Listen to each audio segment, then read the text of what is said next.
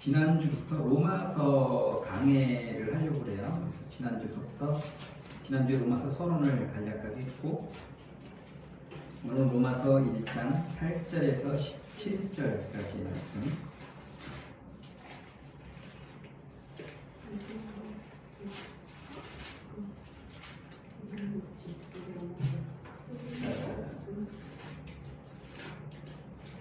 신약 238쪽입니다. 제가 봉독해 드릴게요. 먼저 내가 예수 그리스도로 말미암아 너희 모든 사람에 관하여 내 하나님께 감사함이 너희 믿음이 온 세상에 전파되미로다.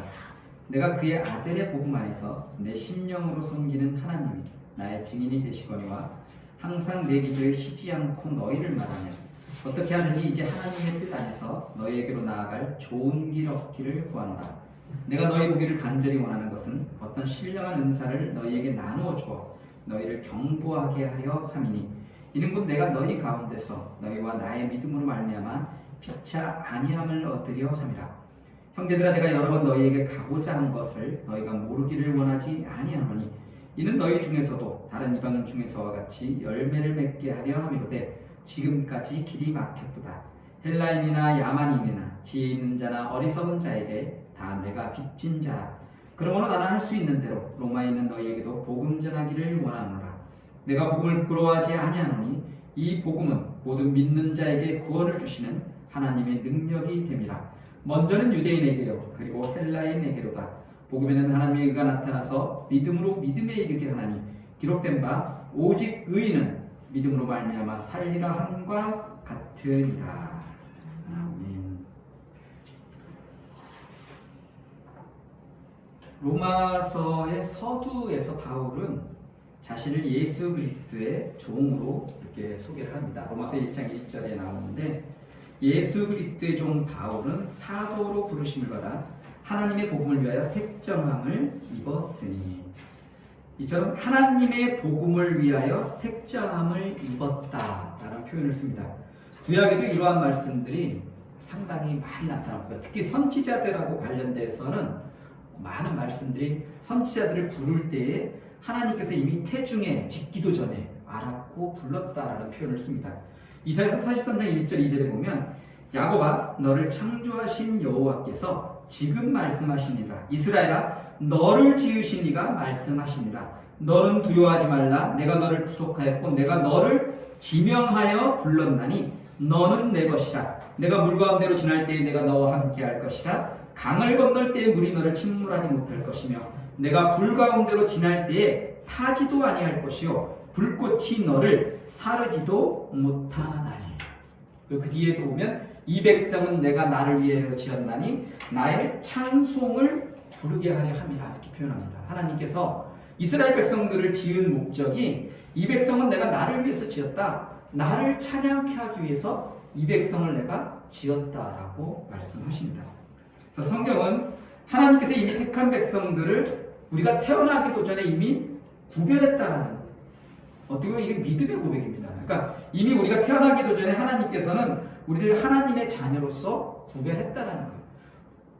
이런 말씀이 예레미야서 1장 5절에 이렇게 말을 합니다. 내가 너를 모태에 짓기 전에 너를 알았고 내가 배에서 나오기 전에 너를 성별하였고 너를 여러 나라의 선지자로 세우노라.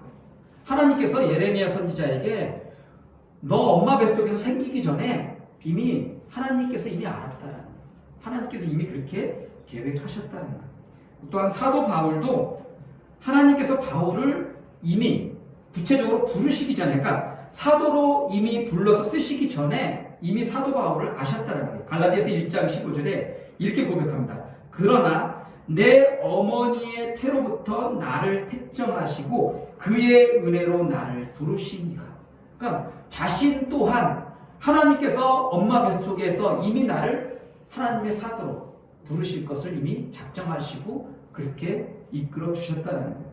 그리고 이런 선택의 궁극적인 목적은 복음 그 자체이신 하나님의 아들 예수 그리스도의 오심에 대한 약속의 은혜와 예수 그리스도를 주로 믿고 고백하는 것, 그리고 그 예수 그리스도를 세상에 전하는 것, 그것이 그 사도로 부르시는 목적, 또 우리를 하나님의 자녀로 부르신 분명한 목적이다. 사도 바울은 로마서 1장 앞에 1절에서 7절까지는 편지글의 특색에 맞게 인사로 이렇게 시작을 했습니다. 그리고 오늘 읽은 본문 말씀에서는 감사와 함께 본서, 그러니까 로마서라는 편지를 쓴 이유에 대해서 이렇게 이야기를 하고 있습니다.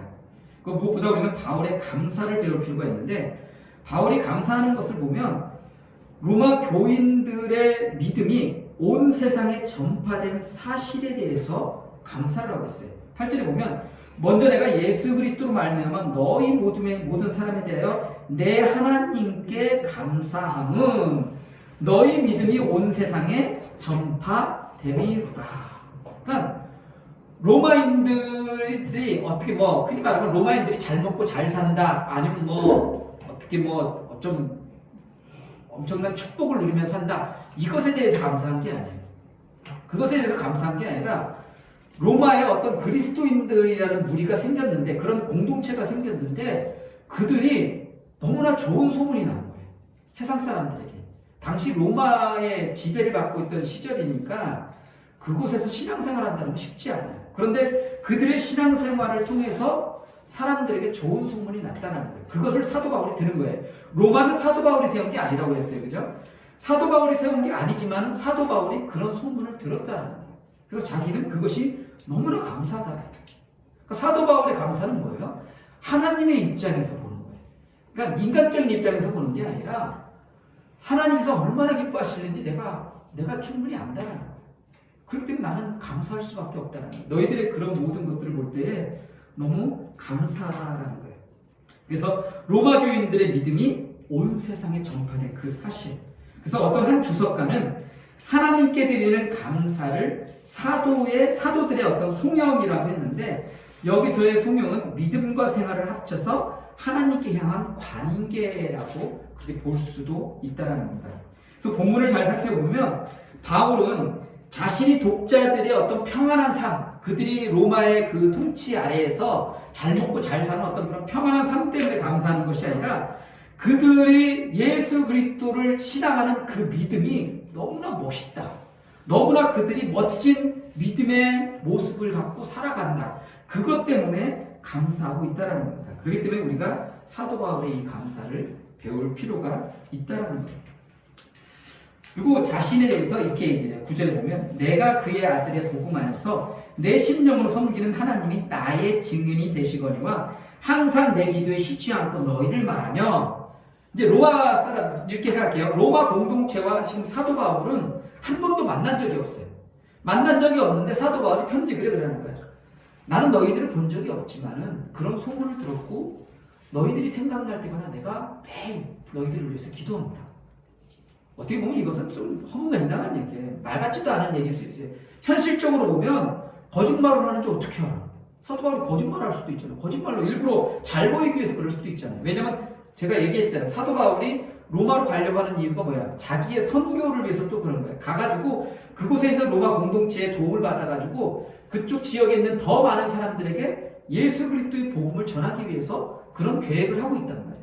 그러니까 그들에게 잘 보이기 위해서 그럴 수도 있지 않느냐, 이렇게 생각할 수도 있는 거예요. 하지만 사도 바울은 하나님의 이름 앞에 자신이 그렇게 말하는 거예요. 이거 많이 들어본 것 같지 않아요? 하나님의 이름 앞에. 우리가 보통 하나님의 이름 앞에 이런 말을 쓰죠. 코람데오라는 말. 그죠? 코람데오. 하나님 앞에서. 하나님 앞에서 우리가 살아야 된다. 또 하나님 앞에서 우리가 어떠한 삶의 모습을 보여야 된다. 이런 표현을 많이 쓰잖아요. 이것은 어떤 모든 그리스도인들이 또 애쓰고 추구하는 그 삶의 모습이다라는 거예요. 사도 바울은 이미 그런 모습을 살고 있다라는 거예요. 내가 지금 하나님의 이름 앞에서 나는 정말 너희에게 확실하게 말할 수 있느니 나는 너희들을 위해서 생각날 때마다 이렇게 기도한다. 그것을 고백하고 있는 거예요. 그렇기 때문에 아마 사도 바울의 이 서신들이 많은 사람들에게 감동을 주는 것이 아닌가 그런 생각을 해요. 진실이잖아요. 그러니까 진정한 마음으로 썼기 때문에, 그리고 하나님을 두려워하는 마음으로 썼기 때문에 그게 사람들에게 엄청난 영향력을 끼칠 수 있다는 거예요. 로마에 있는 사람들뿐만 아니라 지금 예수 그리스도를 믿는 모든 사람들에게 지금까지도 주옥 같은 말씀으로 들려지고 있다는 거예요. 그리고 하나님을 증인으로 모시는 것 자체는 어떻게 보면 매우 두렵고 엄숙한 일이다라는 겁니다. 그래서 이것은 하나님께서 정말 살아계신 하나님이시다라는 그 실제를 인정하는 것에서 나오는 것이에요. 그렇기 때문에 이건 대단한 두려움을 갖게 하는 거예요. 물론 어떤 자신감도 갖게 하지만 한편으로는 우리가 하나님 앞에 있기 때문에 더 두려워야 될 그 부분이기도 한다는 거예요. 그래서 복음서나 서신서에서 회심한 성도들이나 어떤 제자들이 가장 많이 사용하는 단어가 있는데 그게 뭐냐면 나는 하나님 앞에서나 너희들 앞에서 복음의 증인이다라는 표현을 써요. 나는 예수 그리스도의 복음의 증인이다 이런 표현을 써요. 저도 마찬가지고 여러분들도 마찬가지. 우리는 모두 예수 그리스도의 복음의 증인이다라는 거예요. 그럼 증인이라는 거 그리고 사도 바울은 이것을 더해갖고 나는 복음의 빚진 자다 이런 표현까지도 하고 있어요. 증인에 해당되는 헬라어로는 마르티스라는 단어가 있어요. 마르티스라는 단어는 뭐냐면 직접 보거나 들은 사실을 단정적으로 증거해 줄 수 있는 자. 그리고 여기 단어에서 나온 영어 단어가 있어요. 그게 뭐냐면 발음이 얘가 조금 제가 조금 약간 그래도 이해를 해요. 마르터라는 단어인데 순교자라는 단어예요. 마르티스라는 헬라어 단어에서 증인이라는 그 단어에서 마르터라는 영어 순교자라는 단어가 파생됐다는 겁니다. 이것만 봐도 뭐예요? 순교자, 증인이란 말은 어떤 거예요? 내가 어떤 생명의 희생까지도 감수하면서 많은 사람들 앞에 서서 증언하는 거야. 그게 바로 증인이다라는 거예요. 그 이어지는 10절, 13절 말씀에 보면 바울이 복음을 위해서 로마에 가기를 얼마나 원했는지 그리고 지금도 기회가 주어지면 언제든지 로마로 가려고 하고 있다는 것을 이렇게 의견 중에 표현하고 있어요. 어떻게 하든지 이제 내가 하나님의 뜻 안에서 너희에게로 나아갈 좋은 길 얻기를 구하노라. 13절에도 형제들아 내가 여러 번 너희에게 가고자 한 것을 너희가 모르기를 원하지 아니하노니. 그러니까 사도 바울은 나름대로 여러 번 로마로 가려고 애를 썼어요. 다른 사도 바울 서신서나 아니면 사도행전 말씀에 보면 사탄이 막은 경우도 많고 그리고 또 한 가지는 사도 바울이 개척한 교회에 이단들이 막 들어왔어요. 이단들이 들어오게 되니까 그런 것들에 대해서 또 정리를 해야 되잖아요. 그런 이단들을 몰아내고 그들의 믿음을 다시 경복해야 될 책임이 있으니까 그런 여러 가지 일들 때문에 사도 바울이 로마로 가려고 하는 것이 자꾸 막혀버리는 거예요. 그래서 그것을 오늘 얘기하고 있는 거예요. 내가 여러 번 너희를 위해서 가고자가 난 정말 열망했다. 그런데 그게 좀 뜻대로 되지 않았다. 그렇지만 그 마음은 너희들이 좀 알아줬으면 좋겠다. 이런 거예요. 그래서 본문 11절에서 바울은 내가 너희들에게 가서 어떤 신령한 은사를 나눠주고 싶다는 거예요. 그러니까 단지 가서 너희들이 신앙생활 잘하고 있는지 보고 싶다 이게 아니에요. 너희들이 물론 신앙생활 지금 잘하고 있고 좋은 소문이 났어요. 그런데 그럼에도 불구하고 사도 바울은 내가 가서 어떤 신령한 은사를 너희에게 나눠줘서 너희들의 믿음과 신앙이 더욱더 견고하게 지금도 잘하고 있는데 어때요?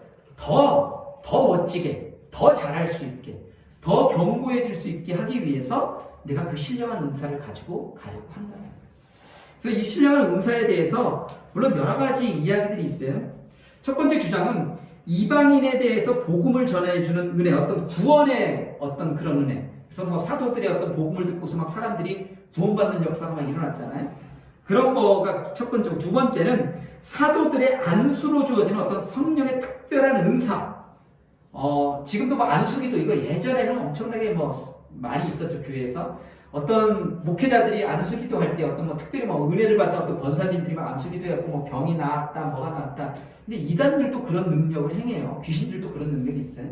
그러니까 그런 어떤 이적적인 것에 너무 이렇게 따라가다 보면 이게 잘못돼 버려요. 예전에 할렐루야 기도원이 엄청 유명했었는데 지금은 없어졌잖아요. 거의 지금 찾아볼 수도 없고 그때 그런 사람들이 많았잖아요. 그래서 또 기도원 차려놓고 사람들 불러다가 안수기도 하고 병나면 돈 받고 막 이런 것들.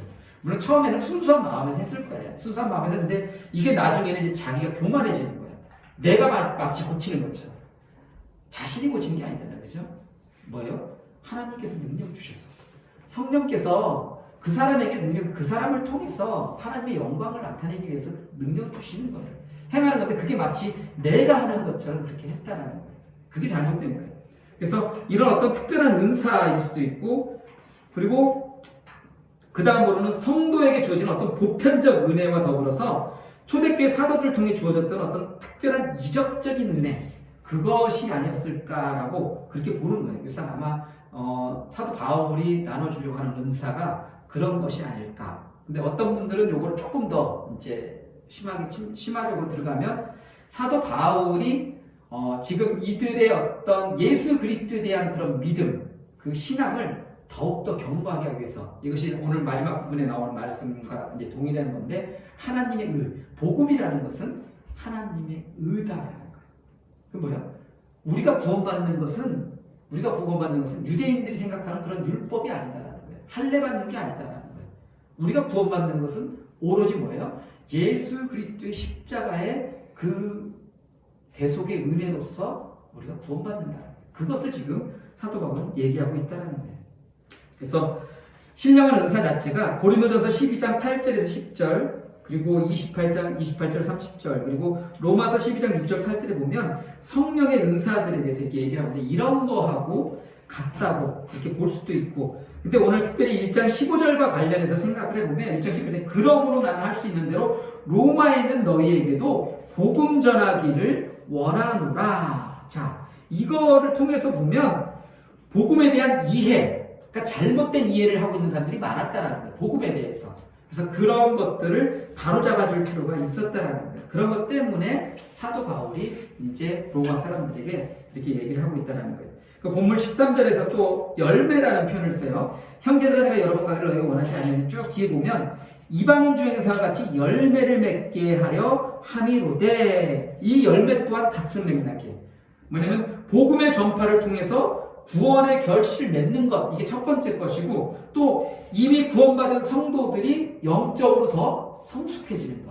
사도 바울의 편지에 이렇게 보면 처음에는 너희가 어린아이와 같이 이렇게 뭐 그런 식물을 먹었지만 나중에는 좀 단단한 그런 거를 먹는다는 표현을 쓰잖아요. 이게 뭐냐면 믿음과 신앙이 그 젖먹이 때 신앙이 있으면 안 된다는 거예요. 우리가 신앙의 열매이 쌓이고 쌓일수록 우리의 믿음과 신앙과 삶의 모습도 점점 견고해져야 된다는 거예요. 그래서 웬만한 거에 흔들려서는 안 된다는 거예요. 그거를 지금 사도 바울이 얘기하고 있다는 거예요. 그래서 이 모든 것들을 염두에 두고 사도 바울이 지금 로마에 있는 공동체에게 말을 하고 있다는 겁니다. 그리고 이어지는 14절 말씀에 보면 이렇게 얘기해요. 헬라인이나 야만인이나 지혜 있는 자나 어리석은 자. 이건 네 가지 부류를 말하는 게 아니에요. 그러니까 당시에 로마의 어떤 그런 문명을 우리가 뭐라고 해요? 헬레니즘 문명이라고 해요. 엄청난 문화적인 꽃을 피웠다. 도저히 어떻게 상상할 수도 없는 어떤 놀라운 문화적인 발전을 이뤘던 시대가 바로 이 시대예요. 그래서 이 당시에는 모든 길은 로마로 통한다, 뭐 이런 말도 생겼고, 팩스 로마나 막 이런 말이 있었잖아요. 이처럼 로마라는 어떤 그 헬레니즘 문명 속에 있지 않는 다른 민족들은 야만인이냐, 그들은 어리석은 자들이고, 지금 그 로마의 이런 헬레니즘 문명에 있는 사람들은 지혜로운 자들. 그래서 필로소피아라는 철학이라는 말 자체가 뭐예요? 철학이라는 말, 필로스하고 소피아, 지혜에 대한 사랑, 지혜에 대한 사랑이다라는 거예요. 그러니까 자신들은 나름대로 엄청난 지혜를 갖고 있는 자들이라고 생각했어요. 그래서 그들은 맨날 뭐 삶이 풍요로우니까 맨날 모여갖고 광장에 모여 사는 게 뭐였어요? 토론하는 거예요. 뭐 야 이런 게 뭐냐 막 이거 자꾸 토론하는 거예요. 그런 토론을 거쳐갖고 자기들이 지혜가 엄청나게 발전했다고 생각을 하는 거예요. 그러니까 자기들의 어떤 문명 속에 있는 사람들은 다 지혜로운 자고, 그들은 다 헬라인들이고 지혜로운 자들이에요. 근데 그 외의 사람들은 다 뭐예요? 어리석은 자들이에요. 여기서 사도 바울이 말하는 건 뭐예요? 유대인이 아닌 모든 이방인을 얘기하는 거예요. 유대인이 아닌 모든 이방인에게 자신은 뭐예요? 복음의 빚진 자다라는 거예요. 그들도 예수 그리스도의 복음을 알 필요가 있기 때문에, 그렇기 때문에 자신은 그런 복음의 빚진 자라는 표현을 쓰고 있어요. 그것이 바로 하나님께서 나를 사도로 부르신 목적이다라고 말을 합니다. 그래서 오늘 마지막 본문 두 구절에 보면 이것은 로마서의 주제라고도 할 수 있는 말씀이에요. 그래서 바울이 자신을 복을 부끄러워하지 않았는데, 고린도전서 1장 23절의 말씀처럼 복음은 유대인에게는 거리끼는 것이요 이방인에게는 미련한 것이지만은 구원을 얻는 우리에게는 하나님의 능력입니다. 이런 거예요. 그러니까 어떻게 보면 유대인들은 이것을 거리껴 하는데 그 이유가 뭐예요? 유대인들이 생각하는 메시아는 뭐예요? 어떤 능력 있는 자야. 그리고 지금의 어떤 정권을 완전히 탁 무너뜨리는, 그리고 승리를 가져다줄, 그게 메시아예요. 유대인들이 생각하는 메시아. 그리고 이방인들에 있어서 뭐 로마인들이 바라볼 때 십자가는 뭐예요? 가장 흉악한 죄인을 처형 도구야. 그러니까 십자가라는 것은 수치한 거예요. 수치의 패배야, 패배. 이런 것이 뭐예요? 예수 그리스도를 믿는 자들에게는 그게 복음이다. 그러니까 세상 사람들이 볼 때는 부끄러운 것이고 패배고 정말 뭐 상종할 가치도 없는 어리석은 거지만은 구원받은 우리에게는 뭐예요? 하나님의 은혜고 하나님의 능력이다. 이게 바로 오늘 로마서의 가장 주제된 말씀이기도 하고 로마서의 전체적인 어떤 맥락이기도 한 거예요. 그래서 이것 때문에 또 마틴 루터가 종교개혁을 일으킬 때 이 말씀에 충격받아갖고 종교개혁을 시작하잖아요. 근데 이게 하박국서에 있는 말씀을 인용하는데 그럼에도 불구하고 루터가 맞다. 오직 의인은 믿음으로 말미암아 사는 거. 그래서 솔라피데 솔라그라티아 이게 나온 이거 바로 여기에요. 솔라피데 오직 믿음, 솔라그라티아 오직 은혜. 이런 식으로 표현한 게 바로 여기에서 나온 말씀이다라는 거예요. 그래서 복음은 죄로부터 새 사람을 구원하시는 하나님의 능력이고 성령의 능력으로 이것이 선포될 때 복음은 실제가 된다. 우리 삶 속에서 그것이 살아서 역사한다. 그래서 성령 안에서 복음을 믿는 자는 미래의 심판으로부터, 그러니까 예수님께서 다시 오실 때 심판의 구주로 오시잖아요. 그죠? 그 심판으로부터 구원받을 확신을 얻게 되고 더 나아가서 영원하신 하나님의 품 안에서 그리고 현재적인 평안과 기쁨을 누릴 수 있게 된다는 겁니다. 그래서 사도 바울은 복음을 하나님의 능력이라고 자신 있게 선포하고 있다는 거예요. 그래서 여기에서는 어떤 능력이나 어떤 기적적인 그것만을 말하는 것이 아니라 예수 그리스도를 통해서 죄와 어떤 사탄의 세력이 뭐예요? 완전히 정복되는 거예요. 그래서 죄와 사망의 어떤 그 사슬에서 우리가 해방되었다는 표현을 쓰잖아요. 그것을 지금 얘기하는 거예요. 그래서 예전에는 우리가 마귀의 통치를 받았지만 누구의 통치를 받는다라는 거예요? 하나님의 통치를 받는 거예요. 그게 복음이다라는 거예요. 그게 은혜다라는 거예요. 그래서 우리가 예전에는 마귀의 종으로 됐지만 이제는 예수 그리스도 안에서 하나님의 통치를 받으며 하나님의 자녀로서 의의 종으로 살아가는 것. 그것이 사도 바울이 말하는 하나님의 의다라는 거예요. 그래서 오늘 마지막 절에 있는 것처럼 복음에는 하나님의 의가 나타나서 믿음으로 믿음에 이르게 한다라는 거예요. 이걸 구약의 고전적인 어떤 그 내용을 갖고서 좀 더 구현 설명을 하자면 구약에 보면 유다가 며느리 다말하고 이렇게 성관계를 맺게 되는 그런 내용들이 있어요. 근데 그 내용을 보면 그냥 맺는 게 아니라 이 당시에는 그 법이 있었어요. 어떤 법이냐면 어떤 사람이 결혼을 했는데 그 남편이 죽었어. 남편이 죽으면 대를 이어야 되는데 대를 이을 자식을 낳지 못했어요. 그러니까 아들을 낳지 못하고 남편이 죽어버리면 그 형제들 중에서 그 의무를 대신할 그런 법이 있었어요. 그래서 이 당시에는 이런 법이 있었는데 수혼관습이라고 하는데 이것 때문에 유다의 며느리 다말이 이제 자기 아들이 죽고 유다의 아들이 죽고 이제 며느리 다말 혼자 남았단 말이에요. 그래서 다른 아들을 좀 줬는데 이 며느리 때문에 죽었다라고 생각하는 다른 아들도 죽게 돼요. 그러니까 그 밑에 있는 어린 아들이 이제 크면 주겠다 이렇게 얘기를 했는데 그 아들이 다 커도 안 주는 거야.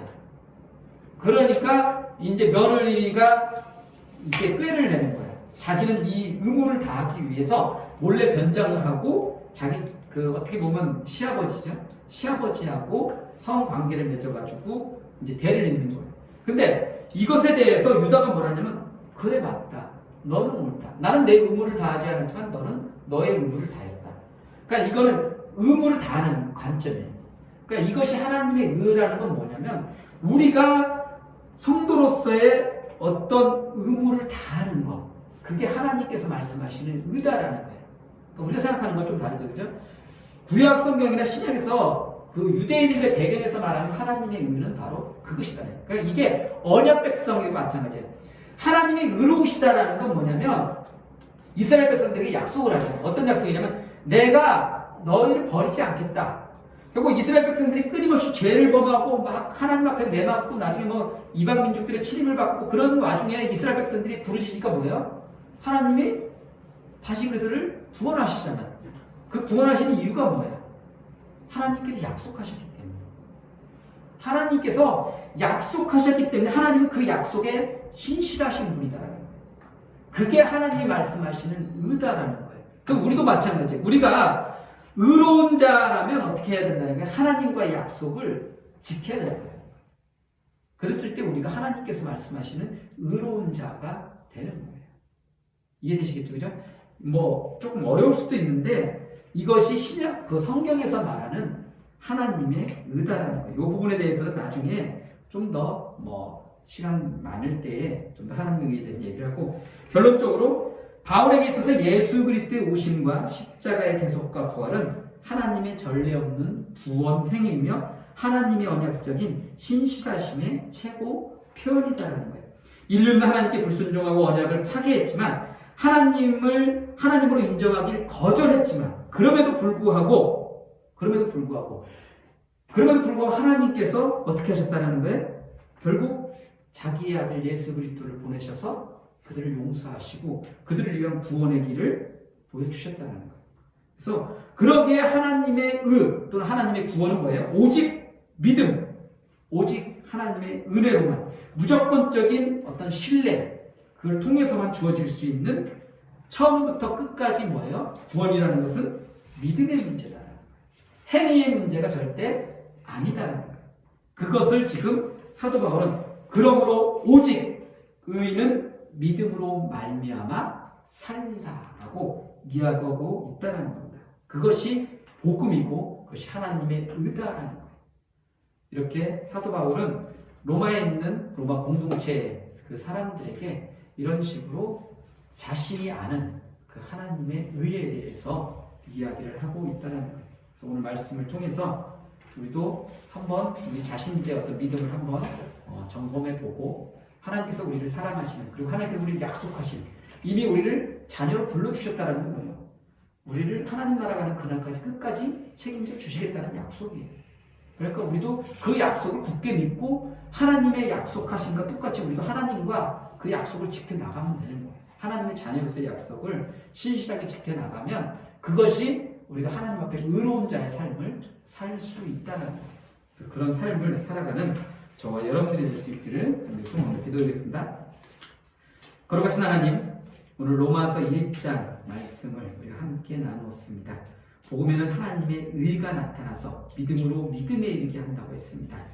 우리의 믿음도 그렇게 견고해질 수 있게 하시고 하나님의 그 의로우심을 본받아서 우리도 또한 하나님의 약속을 굳게 믿고 그 약속을 따라서 살아갈 수 있는 신실한 그리스도인들이 될 수 있도록 도와주시옵소서.